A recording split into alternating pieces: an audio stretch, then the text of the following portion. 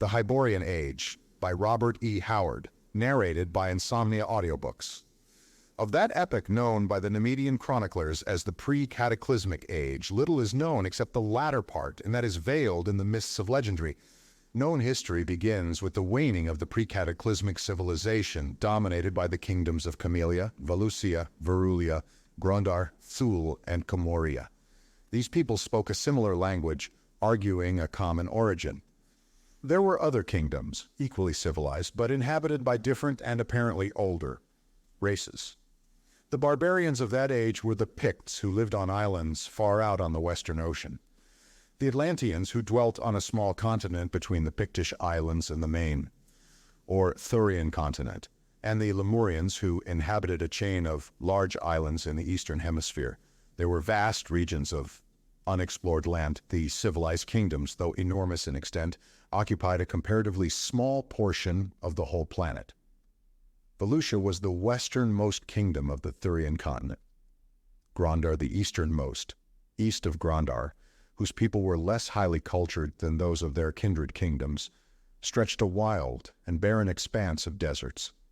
Among the less arid stretches of desert, in the jungles, and among the mountains, lived scattered clans and tribes of primitive savages.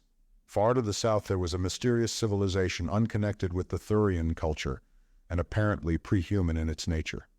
On the far eastern shores of the continent there lived another race, human but mysterious and non-Thurian, with which the Lemurians from time to time came in contact. They apparently came from a shadowy and nameless continent lying somewhere east of the Lemurian islands. The Thurian civilization was crumbling. Their armies were composed largely of barbarian mercenaries. Picts, Atlanteans, and Lemurians were their generals, their statesmen, often their kings. Of the bickerings of the kingdoms and the wars between Valusia and Comoria, as well as the conquest by which the Atlanteans founded a kingdom on the mainland, there were more legends than accurate history. Then the Cataclysm rocked the world. Atlantis and Lemuria sank, and the Pictish islands were heaved up to form the mountain peaks of a new continent. Sections of the Thurian continent vanished under the waves, or sinking formed great inland lakes and seas. Volcanoes broke forth, and terrific earthquakes shook down the shining cities of the empires. Whole nations were blotted out. The barbarians fared a little better than the civilized races. The inhabitants of the Pictish islands were destroyed, but a great colony of them settled among the mountains of Valusia's southern frontier to serve as a buffer against foreign invasion, was untouched.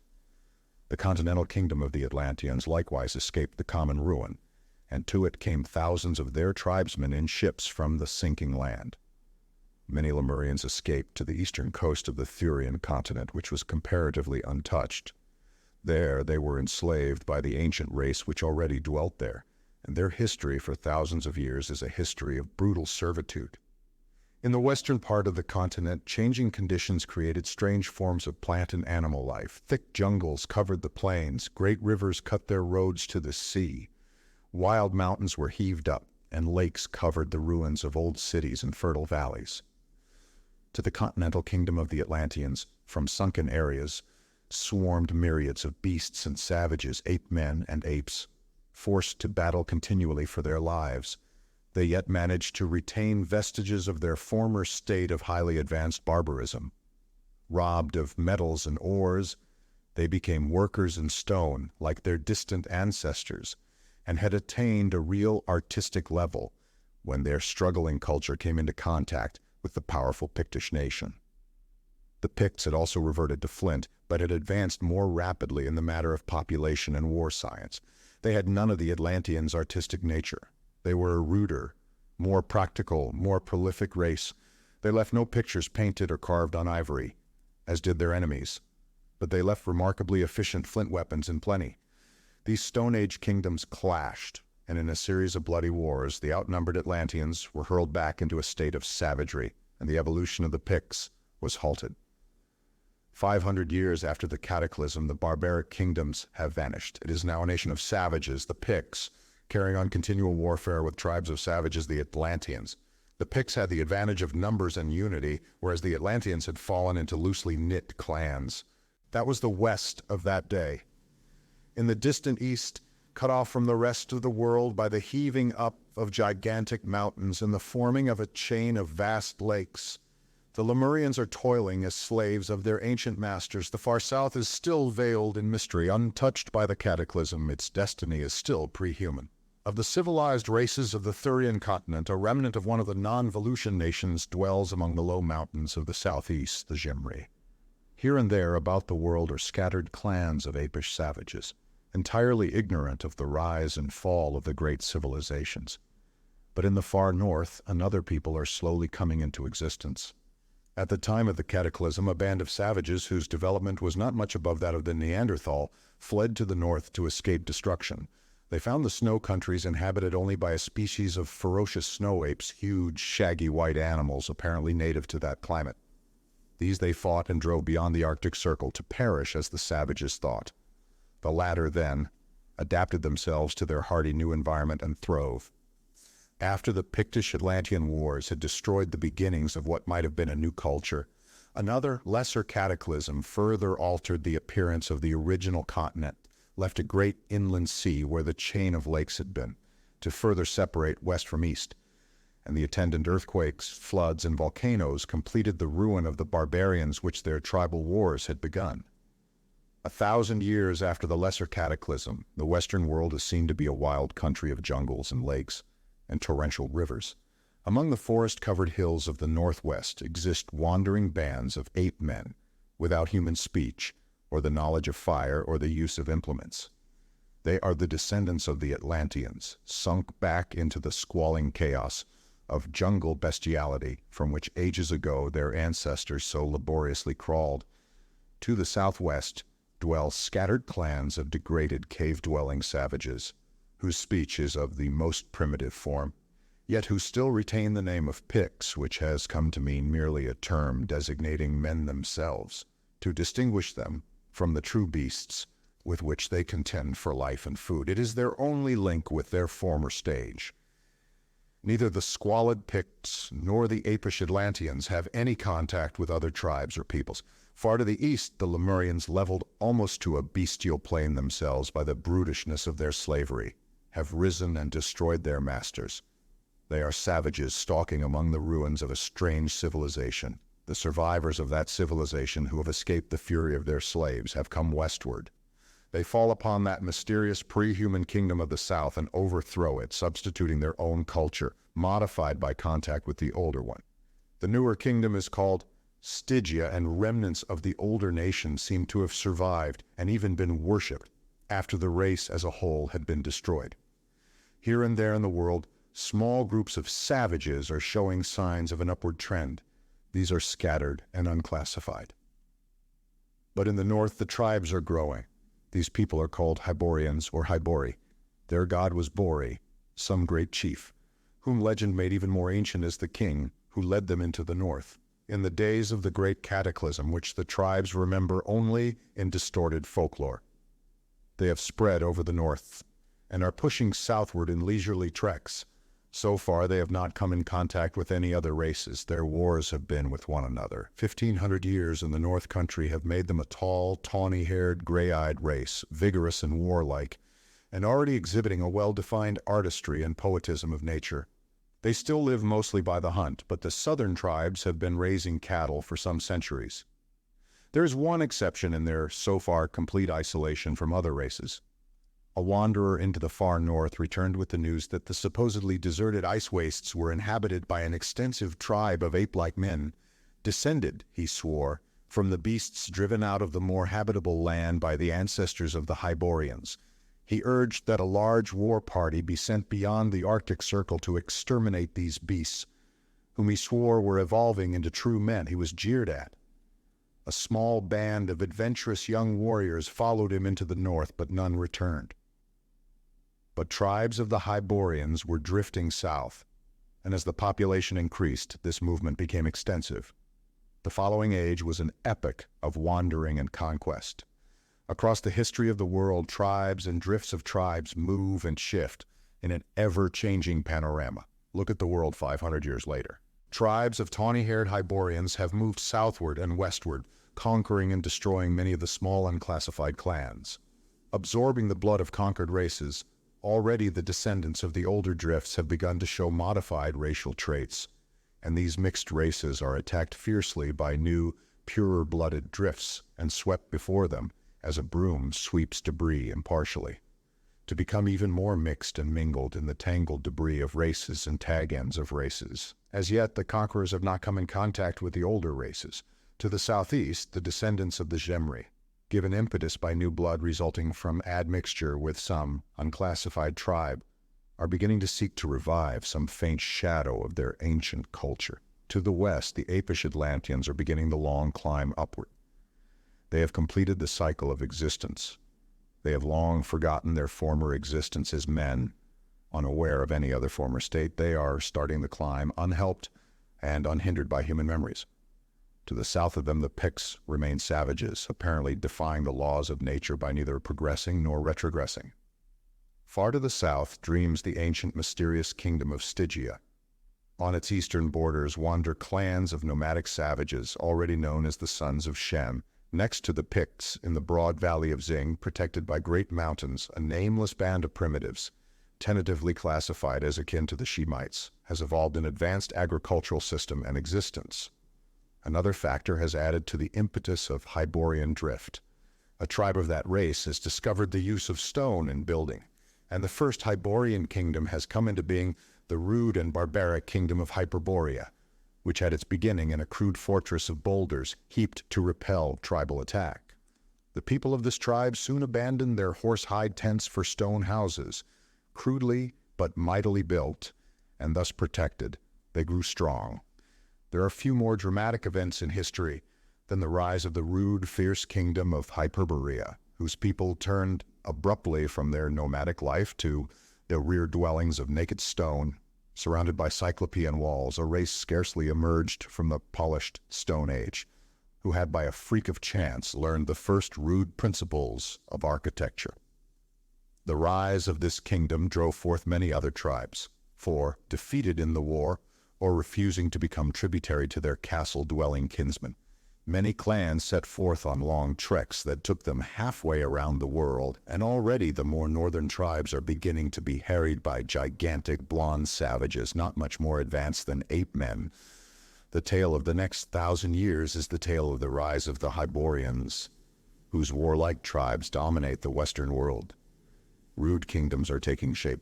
The tawny-haired invaders have encountered the Picts, driving them into the barren lands of the West. To the northwest, the descendants of the Atlanteans, climbing unaided from Apidan into primitive savagery, have not yet met the conquerors. Far to the east, the Lemurians are evolving a strange semi-civilization of their own. To the south, the Hyborians have founded the kingdom of Koth, on the borders of those pastoral countries known as the lands of Shem, and the savages of those lands, partly through contact with the Hyborians, partly through contact with the Stygians who have ravaged them for centuries, are emerging from barbarism. The blonde savages of the far north have grown in power and numbers so that the northern Hyborian tribes move southward, driving their kindred clans before them. The ancient kingdom of Hyperborea is overthrown by one of these northern tribes, which however retains the old name. Southeast of Hyperborea, a kingdom of the Cimmerians has come into being, under the name of Zamora. To the southwest, a tribe of Picts have invaded the fertile valley of Zing, conquered the agricultural people there, and settled among them. This mixed race was in turn conquered later by a roving tribe of Hybori, and from these mingled elements came the kingdom of Zingara. 500 years later, the kingdoms of the world are clearly defined. The kingdoms of the Hyborians, Aquilonia, Numidia, Bithynia, Hyperborea, Koth, Ophir, Argos, Corinthia, and one known as the Border Kingdom dominate the Western world.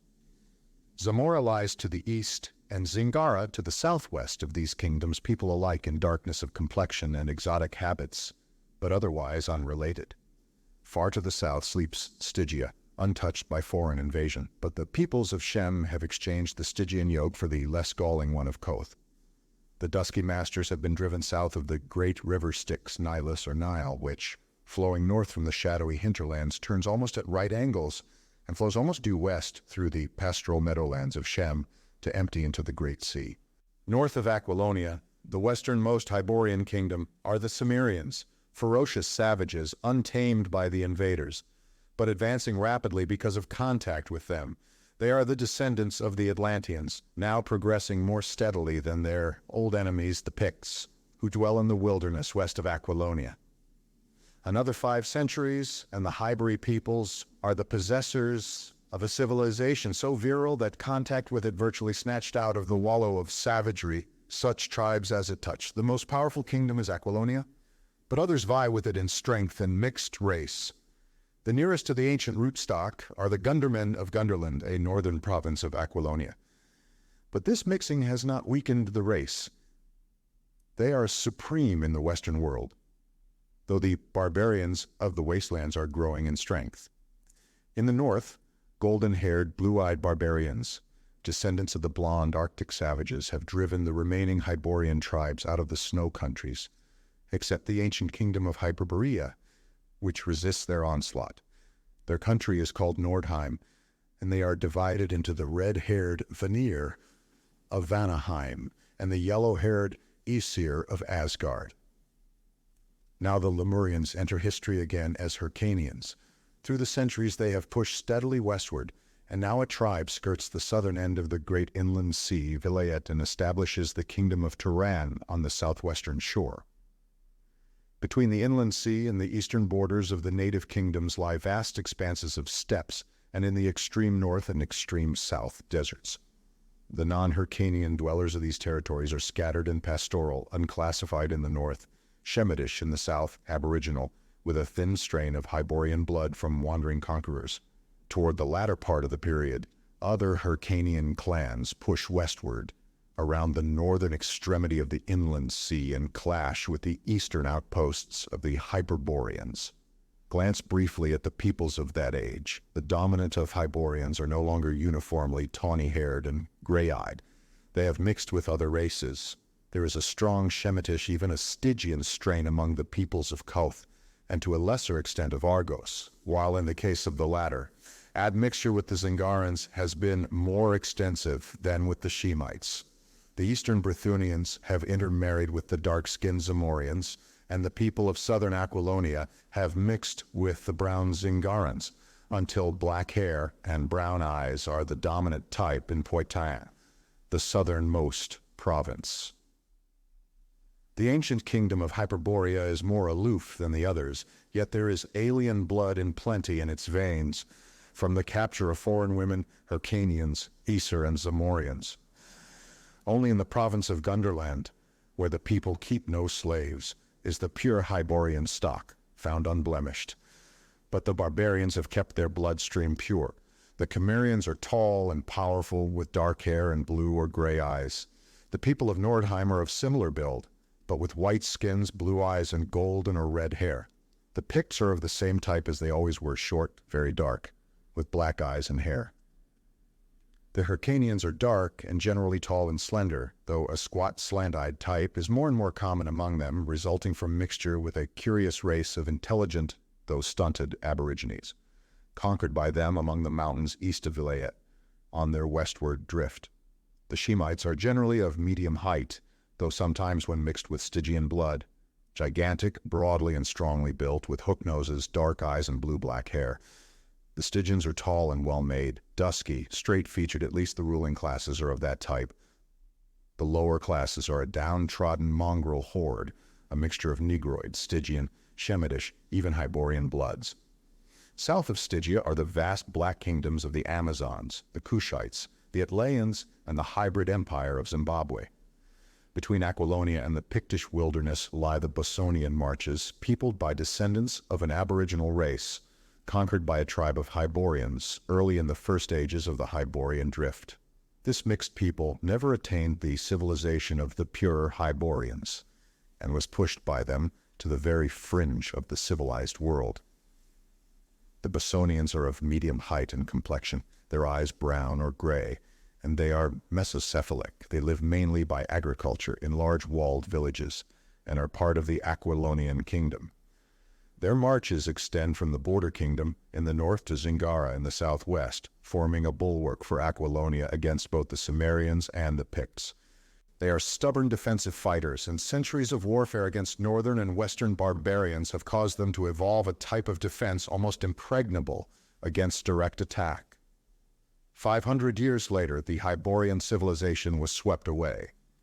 Its fall was unique in that it was not brought about by internal decay, but by the growing power of the barbarian nations and the Hyrcanians. The Hyborian peoples were overthrown while their vigorous culture was in its prime. Yet it was Aquilonia's greed which brought about that overthrow, though indirectly. Wishing to extend their empire, her kings made war on their neighbors. Zingara, Argos, and Ophir were annexed outright with the western cities of Shem, which had, with their more eastern kindred, recently thrown off the yoke of Koth. Koth itself, with Corinthia and the eastern Shemitish tribes, was forced to pay Aquilonia tribute and lend aid in wars. An ancient feud had existed between Aquilonia and Hyperborea, and the latter now marched to meet the armies of her western rival. The plains of the border kingdom were the scene of a great and savage battle, in which the northern hosts were utterly defeated and retreated into their snowy fastnesses, whither the victorious Aquilonians did not pursue them. Numidia, which had successfully resisted the western kingdom for centuries, now drew Bithynia and Zamora and secretly Koth into an alliance which bade fair to crush the rising empire. But before the armies could join battle, a new enemy appeared in the east, as the Hyrcanians made their first real thrust at the western world.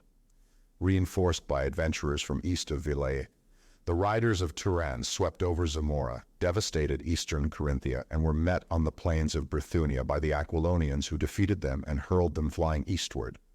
But the back of the alliance was broken, and Numidia took the defensive in future wars, aided occasionally by Bithynia and Hyperborea, and secretly as usual by Koth. This defeat of the Hyrcanians showed the nations the real power of the western kingdom, whose splendid armies were augmented by mercenaries, many of them recruited among the alien Zingarans and the barbaric Picts and Shemites. Zamora was reconquered from the Hyrcanians, but the people discovered that they had merely exchanged an eastern master for a western master. Aquilonian soldiers were quartered there, not only to protect the ravaged country, but also to keep the people in subjection.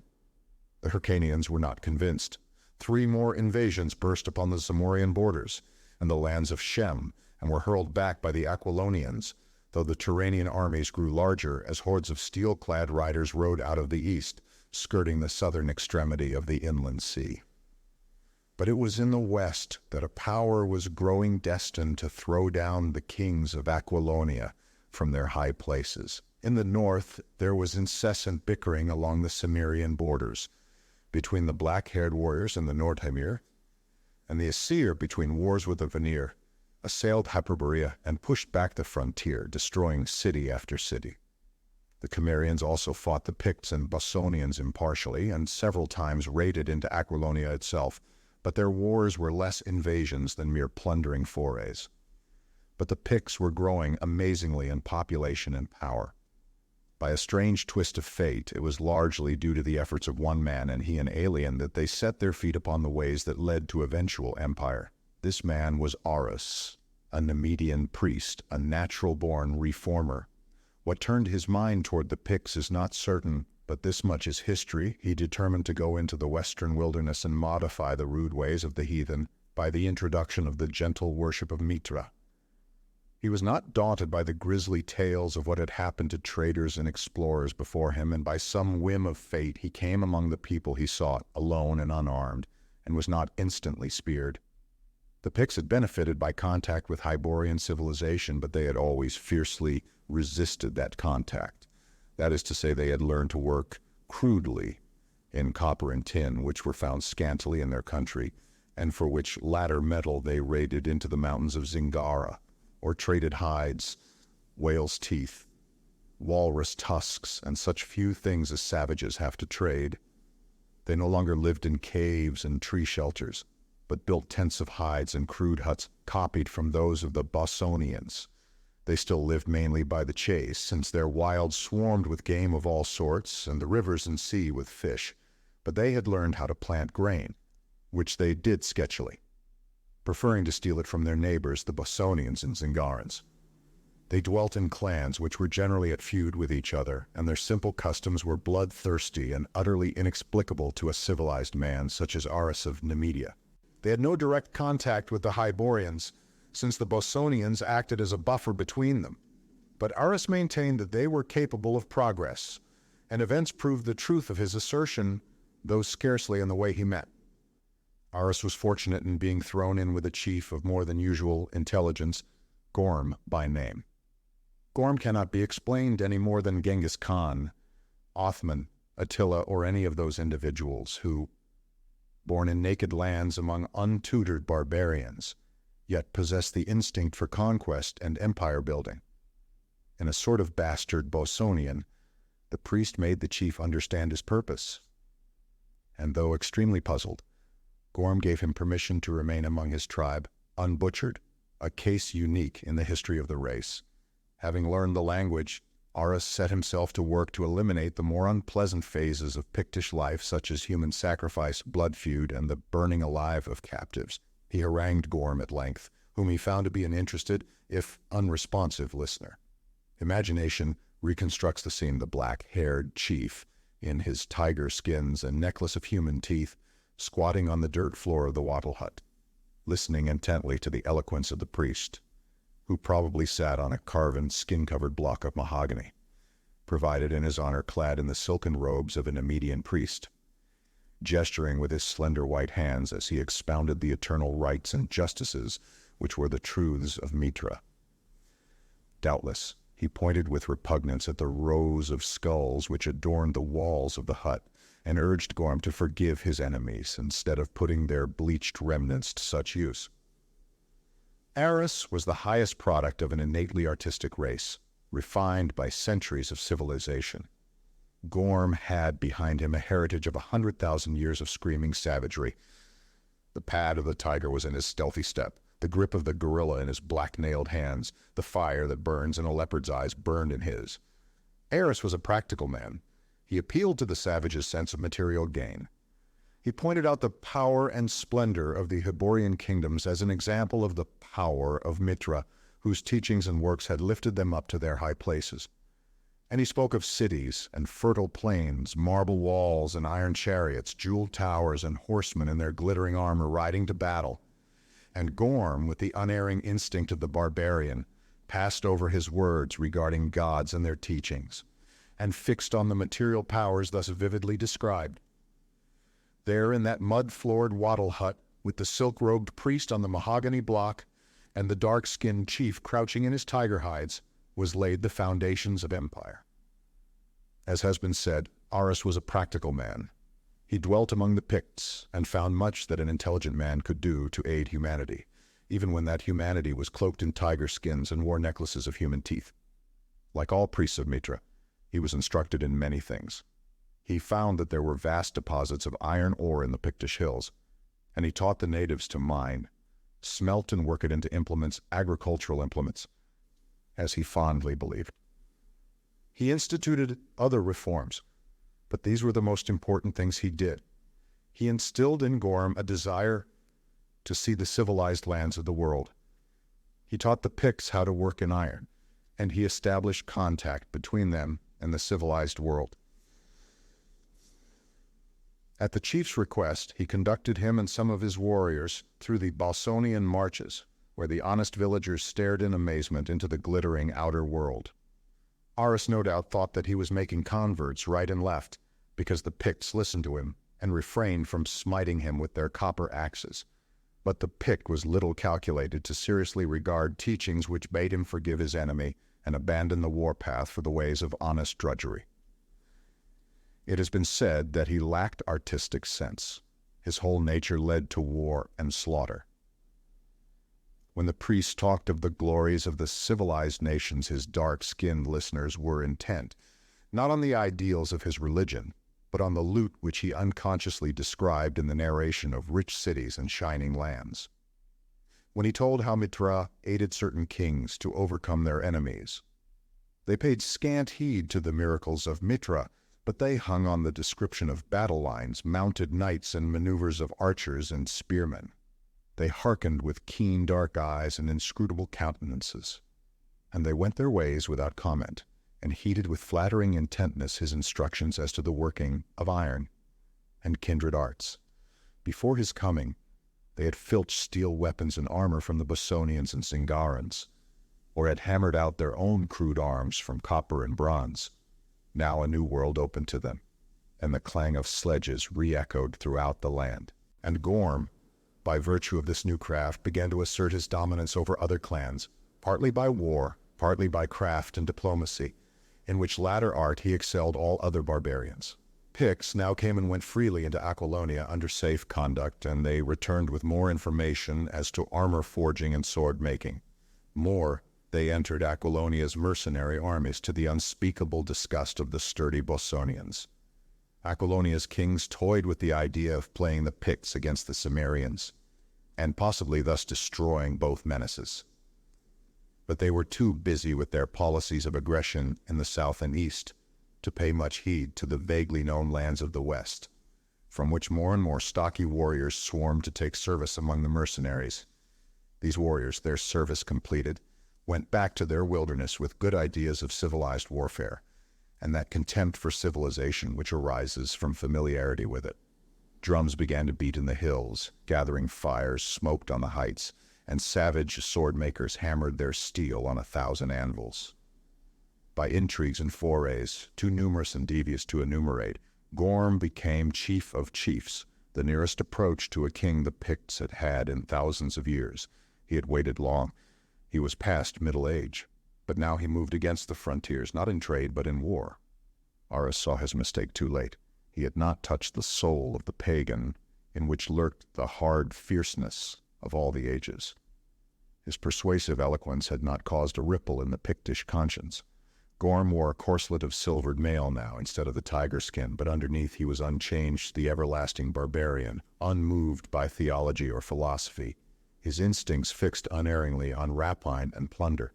The Picts burst on the Bosonian frontiers with fire and sword, not clad in tiger skins and brandishing copper axes as of yore, but in scale mail, wielding weapons of keen steel. As for Aras, he was brained by a drunken Pict, while making a last effort to undo the work he had unwittingly done. Gorm was not without gratitude. He caused the skull of the slayer to be set on the top of the priest's cairn, and it is one of the grim ironies of the universe that the stones which covered Aras's body should have been adorned with that last touch of barbarity above a man to whom violence and blood vengeance were revolting. But the newer weapons and mail were not enough to break the lines. For years, the superior armaments and sturdy courage of the Bosonians held the invaders at bay, aided when necessary by imperial Aquilonian troops. During this time, the Hyrcanians came and went, and Zamora was added to the empire. Then, treachery from an unexpected source broke the Bosonian lines. Before chronicling this treachery, it might be well to glance briefly at the Aquilonian Empire. Always a rich kingdom, untold wealth had been rolled in by conquest, and sumptuous splendor had taken the place of simple and hardy living. But degeneracy had not yet sapped the kings and the people. Though clad in silks and cloth of gold, they were still a vital, virile race. But arrogance was supplanting their former simplicity. They treated less powerful people with growing contempt, levying more and more tributes on the conquered. Argos, Zingara, Ophir, Zamora, and the Shemite countries were treated as subjugated provinces, which was especially galling to the proud Zingarans, who often revolted despite savage retaliations. Koth was practically tributary, being under Aquilonia's protection against the Hyrcanians. But Numidia, the Western Empire, had never been able to subdue, although the latter's triumphs were of the defensive sort, and were generally attained with the aid of Hyborian armies. During this period, Aquilonia's only defeats were her failure to annex Numidia, the rout of an army sent into Cimmeria, and the almost complete destruction of an army by the Aesir. Just as the Hyrcanians found themselves unable to withstand the heavy cavalry charges of the Aquilonians, so the latter, invading the snow countries, were overwhelmed by the ferocious hand-to-hand fighting of the Nordics. But Aquilonia's conquests were pushed to the Nilus, where a Stygian army was defeated with great slaughter, and the king of Stygia sent tribute once at least to divert invasion of his kingdom. Bithynia was reduced in a series of whirlwind wars, and preparations were made to subjugate the ancient rival at last, Numidia. With their glittering hosts greatly increased by mercenaries, the Aquilonians moved against their old-time foe, and it seemed as if the thrust were destined to crush the last shadow of Nemedian independence. But contentions arose between the Aquilonians and their Bosonian auxiliaries. As the inevitable result of imperial expansion, the Aquilonians had become haughty and intolerant. They derided the ruder, unsophisticated Bosonians, and hard feeling grew between them, the Aquilonians despising the Bosonians, and the latter resenting the attitude of their masters, who now boldly called themselves such, and treated the Bosonians like conquered subjects, taxing them exorbitantly and conscripting them for their wars of territorial expansion wars, the profits of which the Bosonians shared little. Scarcely enough men were left in the marches to guard the frontier, and hearing of Pictish outrages in their homelands, whole Bosonian regiments quit the Nemedian campaign and marched to the western frontier, where they defeated the dark-skinned invaders in a great battle. This desertion, however, was the direct cause of Aquilonia's defeat by the desperate Nemedians, and brought down on the Bosonians the cruel wrath of the imperialists, intolerant and short-sighted as imperialists invariably are. Aquilonian regiments were secretly brought to the borders of the marches. The Bosonian chiefs were invited to attend a great conclave, and in the guise of an expedition against the Picts, bands of savage, Shemitish soldiers were quartered among the unsuspecting villagers. The unarmed chiefs were massacred, the Shemites turned on their stunned hosts with torch and sword, and the armored imperial hosts were hurled ruthlessly on the unsuspecting people. From north to south, the marches were ravaged, and the Aquilonian armies marched back from the borders, leaving a ruined and devastated land behind them. And then the Pictish invasion burst in full power along those borders. It was no mere raid, but the concerted rush of a whole nation, led by chiefs who had served in Aquilonian armies and planned and directed by Gorm, an old man now, but with the fire of his fierce ambition undimmed. This time there were no strong walled villages in their path, manned by sturdy archers to hold back the rush until the imperial troops could be brought up.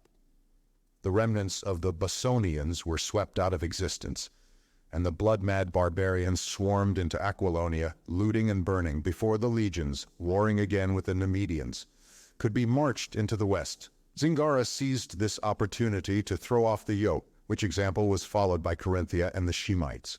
Whole regiments of mercenaries and vassals mutinied and marched back to their own countries, looting and burning as they went.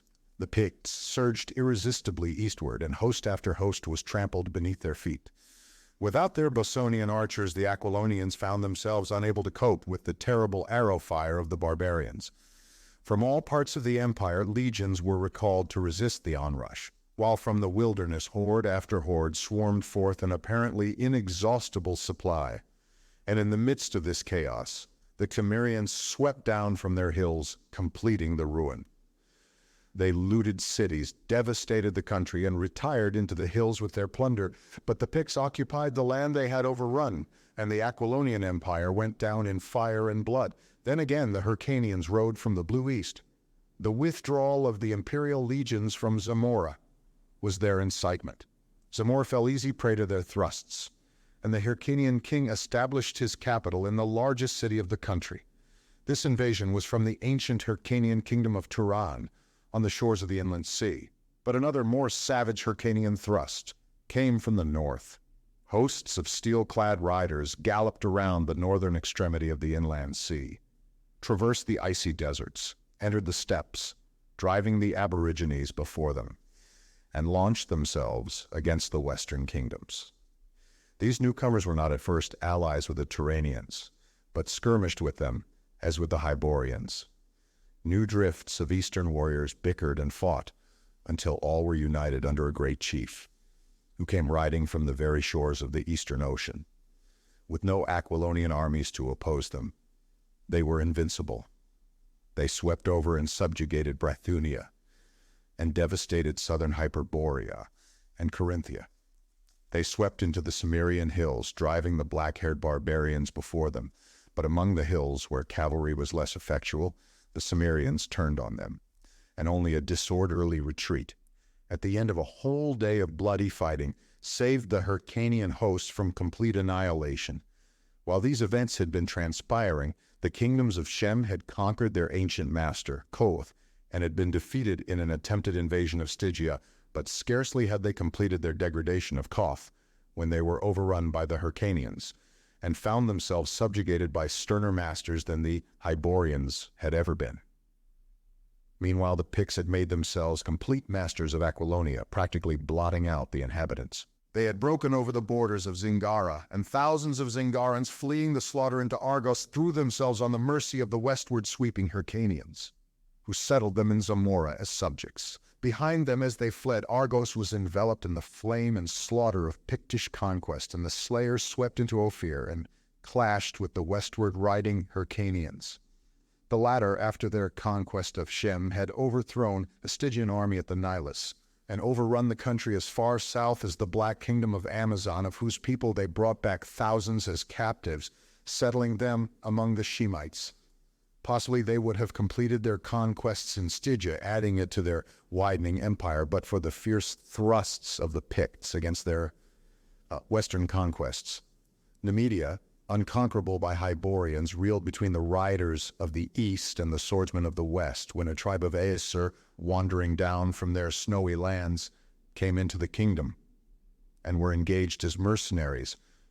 They proved such able warriors that they not only beat off the Hyrcanians, but halted the eastward advance of the Picts. The world at that time presents some such picture.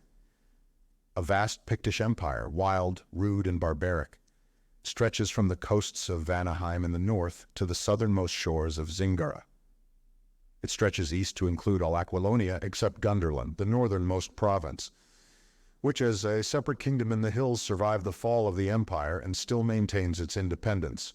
The Pictish Empire also includes Argos, Ophir, the western part of Koth, and the westernmost lands of Shem. Opposed to this barbaric empire is the empire of the Hyrcanians, of which the northern boundaries are the ravaged lines of Hyperborea, and the southern the deserts, south of the lands of Shem. Zamora, Brithunia, the border kingdom, Corinthia, most of Koth, and all the eastern lands of Shem are included in this empire. The borders of Samaria are intact. Neither Pict nor Hyrcanian has been able to subdue these warlike barbarians. Numidia, dominated by the Aesir mercenaries, resists all invasions. In the north, Nordheim, Cimmeria, and Numidia separate the conquering races, but in the south, Koth has become a battleground where Picts and Hyrcanians war incessantly. Sometimes the eastern warriors expel the barbarians from the kingdom entirely. Again, the plains and cities are in the hands of the western invaders. In the far south, Stygia, shaken by the Hyrcanian invasion, is being encroached upon by the great black kingdoms. And in the far north, the Nordic tribes are restless, warring continually with the Cimmerians and sweeping the Hyperborean frontiers. Gorm was slain by Hilmar, a chief of the Numidian Aesir. He was a very old man, nearly 100 years old, and the 75 years which had elapsed since he first heard the tale of empires from the lips of Aros, a long time in the life of a man, but a brief space in the tale of nations. He had welded an empire from straying savage clans. He had overthrown a civilization. He who had been born in a mud-walled, wattle-roofed hut, in his old age sat on golden thrones, and gnawed joints of beef presented to him on golden dishes by naked slave girls who were the daughters of kings. Conquest and the acquiring of wealth altered not the Pict. Out of the ruins of the crushed civilization, no new culture arose phoenix-like. The dark hands which shattered the artistic glories of the conquered never tried to copy them. Though he sat among the glittering ruins of shattered palaces, and clad his hard body in the silks of vanquished kings, the Pict remained the eternal barbarian, ferocious, elemental, interested only in the naked primal principles of life, unchanging, unerring in his instincts, which were all for war and plunder, and in which arts and the cultured progress of humanity had no place. Not so with the Aesir who settled in Numidia. These soon adopted many of the ways of their civilized allies, modified powerfully, however, by their own intensely virile and alien culture. For a short age, Pict and Hyrcanian snarled at each other over the ruins of the world they had conquered. Then began the glacier ages and the great Nordic drift. Before the southward moving ice fields, the northern tribes drifted, driving kindred clans before them. The Aesir blotted out the ancient kingdom of Hyperborea, and across its ruins came to grips with the Hyrcanians. Numidia had already become a Nordic kingdom ruled by the descendants of the Aesir mercenaries, driven before the onrushing tides of Nordic invasion. The Cimmerians were on the march, and neither army nor city stood before them. They surged across and completely destroyed the kingdom of Gunderland, and marched across ancient Aquilonia, hewing their irresistible way through the Pictish hosts. They defeated the Nordic Numidians and sacked some of their cities, but did not halt. They continued eastward, overthrowing a Hyrcanian army on the borders of Bithynia. Behind them, hordes of Aesir and Vanir swarmed into the lands, and the Pictish Empire reeled beneath their strokes. Numidia was overthrown, and the half-civilized Nordics fled before their wilder kinsmen, leaving the cities of Numidia ruined and deserted. These fleeing Nordics, who had adopted the name of the older kingdom, and to whom the term Numidian henceforth refers, came into the ancient land of Koth, expelled both Picts and Hyrcanians, and aided the people of Shem to throw off the Hyrcanian yoke. All over the Western world, the Picts and Hyrcanians were staggering before this younger, fiercer people. A band of Aesir drove the eastern riders from Bithynia and settled there themselves, adopting the name for themselves. The Nordics, who had conquered Hyperborea, assailed their eastern enemies so savagely that the dark-skinned descendants of the Lemurians retreated into the steppes, pushed irresistibly back toward Villay. Meanwhile, the Cimmerians, wandering southeastward, destroyed the ancient Hyrcanian kingdom of Turan and settled on the southwestern shores of the inland sea. The power of the eastern conquerors was broken.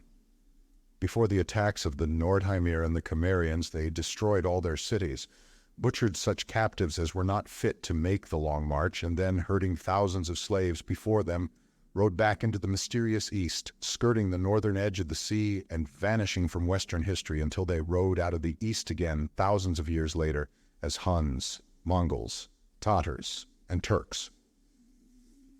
With them, in their retreat, went thousands of Zamorians and Zingarans, who were settled together far to the east, formed a mixed race, and emerged ages afterward as gypsies. Meanwhile also, a tribe of Vanir adventurers had passed along the Pictish coast southward, ravaged ancient Zingara, and come into Stygia, which, oppressed by a cruel aristocratic ruling class, was staggering under the thrusts of the Black Kingdoms to the south. The red-haired Vanir led the slaves in a general revolt, overthrew the reigning class, and set themselves up as a caste of conquerors. They subjugated the northernmost Black Kingdoms and built a vast southern empire, which they called Egypt. From these red-haired conquerors, the earlier pharaohs boasted descent. The Western world was now dominated by Nordic barbarians. The Picts still held Aquilonia and part of Zingara and the western coast of the continent. But east of Iliad and from the Arctic Circle to the lands of Shem, the only inhabitants were roving tribes of Nordheimir, excepting the Cimmerians, settled in the old Turanian kingdom. There were no cities anywhere, except in Stygia and the lands of Shem. The invading tides of Picts, Hyrcanians, Cimmerians, and Nordics had leveled them in ruins, and the once dominant Hyborians had vanished from the earth, leaving scarcely a trace of their blood in the veins of their conquerors. Only a few names of lands, tribes, and cities remained in the languages of the barbarians to come down through the centuries, connected with distorted legend and fable, until the whole history of the Hyborian Age was lost sight of in a cloud of myths and fantasies. Thus in the speech of the gypsies lingered the terms Zingara and Zamora. The Aesir, who dominated Numidia, were called Numidians and later figured in Irish history, and the Nordics who settled in Bithynia were known as Brythunians, Brythons, or Britons. There was no such thing at that time as a consolidated Nordic empire. As always, the tribes had each its own chief or king, and they fought savagely among themselves. What their destiny might have been will not be known, because another terrific convulsion of the earth, carving out the lands as they are known to moderns, hurled all into chaos again. Great strips of the western coast sank.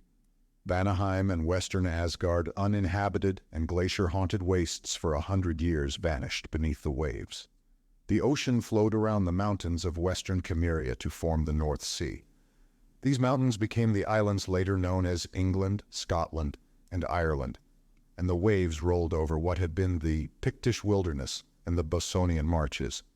In the north, the Baltic Sea was formed, cutting Asgard into the peninsulas later known as Norway, Sweden, and Denmark, and far to the south, the Stygian continent was broken away from the rest of the world on the line of cleavage formed by the river Nilus in its westward trend. Over Argos, western Koth, and the western lands of Shem washed the blue ocean men later called the Mediterranean. But where land sank elsewhere, a vast expanse west of Stygia rose out of the waves, forming the whole western half of the continent of Africa. The buckling of the land thrust up great mountain ranges in the central part of the northern continent. Whole Nordic tribes were blotted out, and the rest retreated eastward. The territory about the slowly drying inland sea was not affected, and there on the western shores, the Nordic tribes began a pastoral existence, living in more or less peace with the Cimmerians, and gradually mixing with them. In the west, the remnants of the Picts, reduced by the Cataclysm once more to the status of Stone Age savages, began with the incredible virility of their race once more to possess the land, until at a later age they were overthrown by the westward drift of the Cimmerians and Nordics. This was so long after the breaking up of the continent that only meaningless legends told of former empires. This drift comes within the reach of modern history and need not be repeated. It resulted from a growing population which thronged the steppes west of the inland sea, which still later, much reduced in size, was known as the Caspian to such an extent that migration became an economic necessity. The tribes moved southward, northward, and westward into those lands now known as India, Asia Minor, and Central and Western Europe. They came into these countries as Aryans. But there were variations among these primitive Aryans, some of which are still recognized today, others which have long been forgotten. The blonde Achaeans, Gauls, and Britons, for instance, were descendants of pure-blooded Aesir. The Nemedians of Irish legendary were the Nemedian Aesir. The Danes were descendants of pure-blooded Vanir. The Goths' ancestors of the other Scandinavian and Germanic tribes, including the Anglo-Saxons, were descendants of a mixed race whose elements contain Vanir, Aesir, and Cimmerian strains. The Gaels, ancestors of the Irish and Highland Scotch, descended from pure-blooded Cimmerian clans. The Cymric tribes of Britain were a mixed Nordic Cimmerian race, which preceded the purely Nordic Britons into the Isles, and thus gave rise to a legend of Gaelic priority. The Cimbri who fought Rome were of the same blood, as well as the Gimeri of the Assyrians and Grecians, and Gomer of the Hebrews. Other clans of the Cimmerians adventured east of the drying inland sea, and a few centuries later mixed with Hyrcanian blood, returned westward as Scythians. The original ancestors of the Gaels gave their name to modern Crimea. The ancient Cimmerians had no connection with the Western race. They were a mixed people of Hyrcanian and Shemitish bloods who were not taken with the conquerors in their retreat. Many tribes of Shem escaped that captivity, and from pure-blooded Shemites mixed with Hyborian or Nordic blood were descended the Arabs, Israelites, and other straighter-featured Semites. The Canaanites or Alpine Semites traced their descent from Shemitish ancestors mixed with the Cushites settled among them by their Hyrcanian masters. The Elamites were a typical race of this type. The short, thick-limbed Etruscans, base of the Roman race, were descendants of a people of mixed Stygian, Hyrcanian, and Pictish strains, and originally lived in the ancient kingdom of Koth. The Hyrcanians, retreating to the eastern shores of the continent, evolved into the tribes later known as Tatars, Huns, Mongols, and Turks. The origins of other races of the modern world may be similarly traced. In almost every case, older far than they realize, their history stretches back into the mists of the forgotten Hyborian Age,